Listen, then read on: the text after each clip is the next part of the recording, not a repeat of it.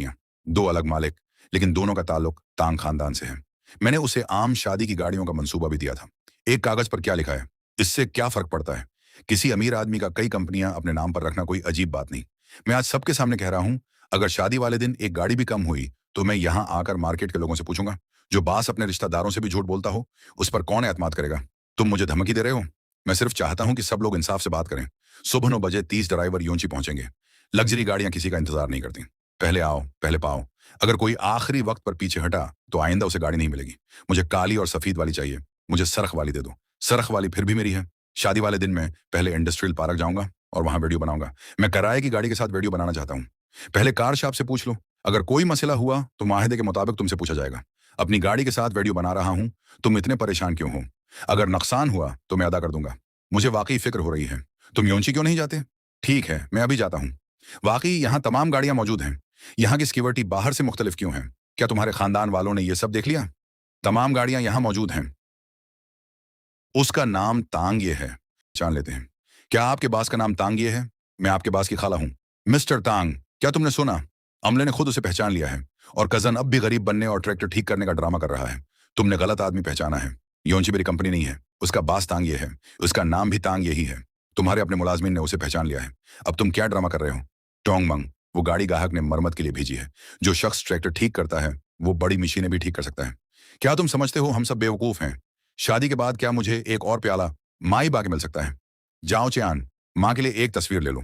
तमाम गाड़ियों के नंबर भी तस्वीर में आ जाएं। उन्हें ससुराल वालों को भेज देना, ताकि उन्हें यह ना लगे कि हमारे खानदान के पास कुछ नहीं है। पहले गाड़ी को मत छूना। अपनी ही गाड़ी को छूने में क्या मसला है?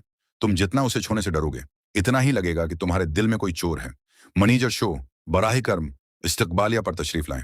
ये मिस्टर तांग यूंची के साथ किसी मलकीती या जमानती ताल्लुक में नहीं है। नए मुलाजिम ने अभी गलत शख्स को पहचान लिया था।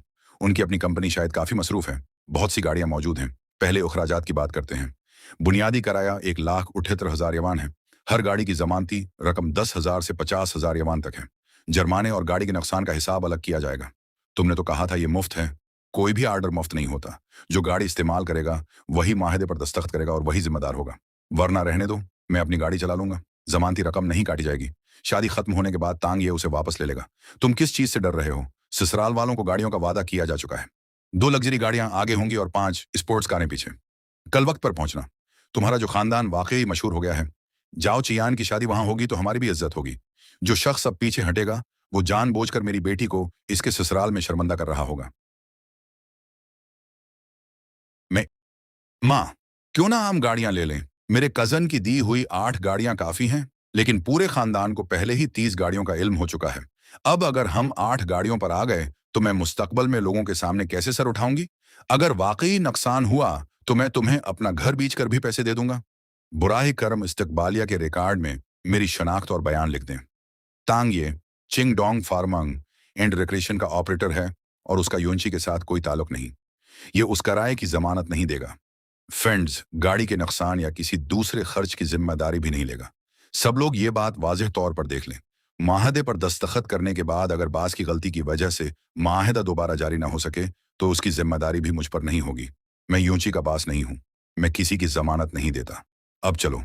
जितनी रस्मी कंपनी है, इतना ही जाहिर होता है कि जाओ ये काबिल आदमी है। पहले दस्तखत कर दो। शादी के बाद वो सब कुछ संभाल लेगा। अपने खानदान के बारे में फिक्र न करो। कंपनी किसने खोली? जिसने खोली है वही यहां आए। आखिरी सवाल, क्या तुम वाकई गाड़ी किराए पर लेना चाहते हो? हाँ, क्यों डरें? शादी के बाद तांग ये गाड़ी वापस ले लेगा। अब दस्तखत कर दो। सरख स्पोर्ट्स कार किसी और को दे दो।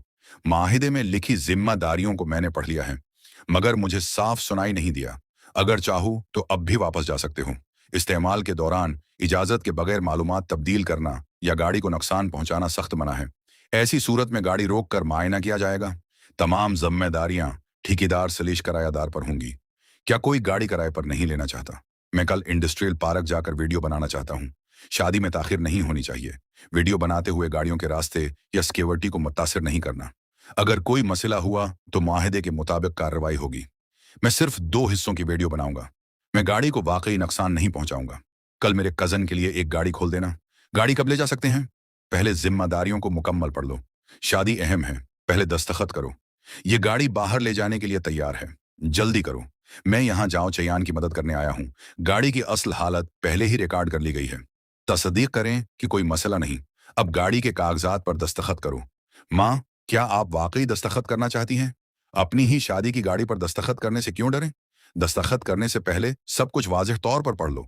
जब मैं जवान था तो मैंने भी कारोबार किया है। अब भी तुम्हारे खानदान का जाओ यही है। मेरी तरफ से तुम्हें 30 गाड़ियां मिल रही हैं। तुम्हें काफी इज्जत दी जा रही है। माहिदे के पिछले हिस्से पर तुम्हारा नाम लिखा है।